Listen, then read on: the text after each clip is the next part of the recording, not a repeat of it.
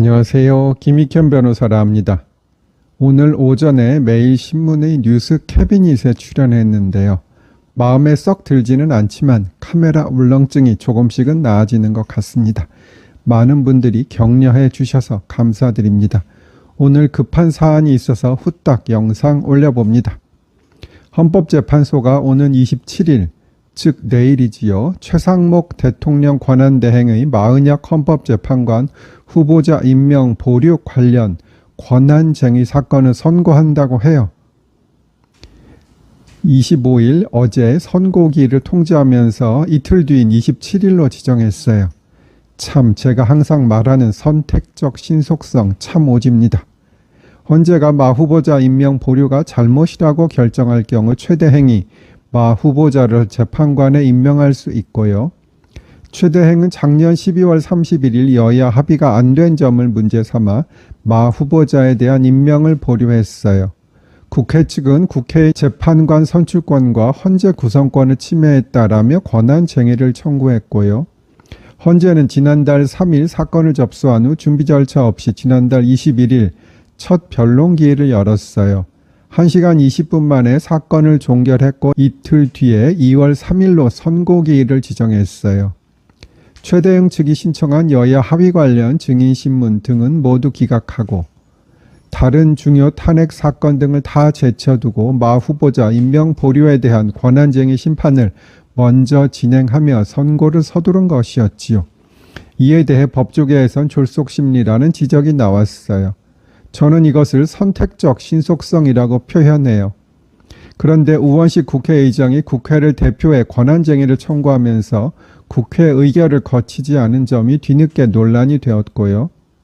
최대행 측은 국회 의결 절차 누락을 이유로 우 의장의 심판 청구는 부적법해 각하해야 한다라고 주장했고요.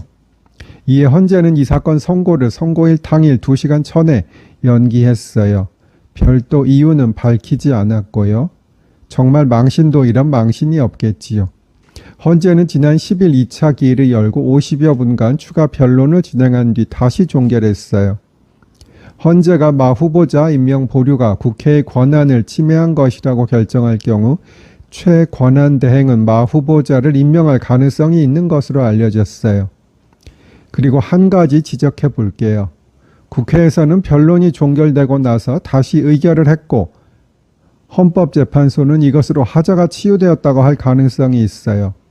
그러나 이것은 증거로 제출되어야 하는 것인데 변론이 종결되고 나서 국회의 의결이 있었으므로 법대로 하려면 다시 변론을 재개하고 그 의결 내용이 증거로 제출되어야 하는 것이에요. 변론 종결 후에 내는 참고 자료로는 안 되는 것이지요. 물론 헌재는 지금 초법적으로 재판을 하고 있으니 증거로 제출하지 않고 참고 자료로 내도 아무 문제가 없다고 하겠지요. 또한 천재현 헌법재판소 공보관이 한 말이 또 가관입니다. 천 공보관은 헌재의 결정이 나오지도 않은 상황에서 인용 결정이 나왔음에도 최상목 대행이 이에 따르지 않을 경우 이는 헌법과 법률을 위반하는 것이라고 언급해 국민의힘에서는 천 공보관을 직권남용 혐의로 경찰과 공수처에 고발했다고 해요. 반면 헌법학회의 태두 허영 교수님의 견해는 이와 달라요. 허 교수님은 헌재가 국회의 손을 들어준다고 해도 최대행은 그에 따라야 할 의무가 없다고 확실히 말씀하셨어요. 그리고 천 공보관의 저런 언급은 굉장히 부적절하지요. 아직 결정이 나지도 않았는데 결정이 나면 따라야 한다. 이렇게 말해서는 안 돼요. 그냥 헌재는 판단만 하면 되는 것이고 최상목 대행이 하든 안 하든 알아서 하면 되는 것이에요. 그리고 다시 한번 최상목 대행에게 고합니다. 만약 마은혁 재판관을 임명하라는 헌재의 결정이 나서 지난번처럼 임명을 한다면 많은 국민들이 당신을 신을사오적으로 생각할까 걱정이 됩니다. 다발성 경화증이라는 질병에 걸려 요절한 좌클린 디 프레라는 첼리스트가 있어요. 그녀를 위해서 작곡된 좌클린의 눈물이라는 곡을 저와 첼리스트 이호진 님이 같이 연주한 것, 그리고 제가 피아노로 친 것 연이어 올려드립니다.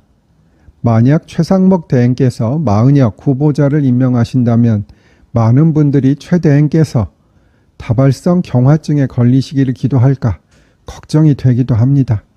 너무나 아름답지만 슬픈 곡입니다. 즐겁게 들어주세요. 감사드립니다.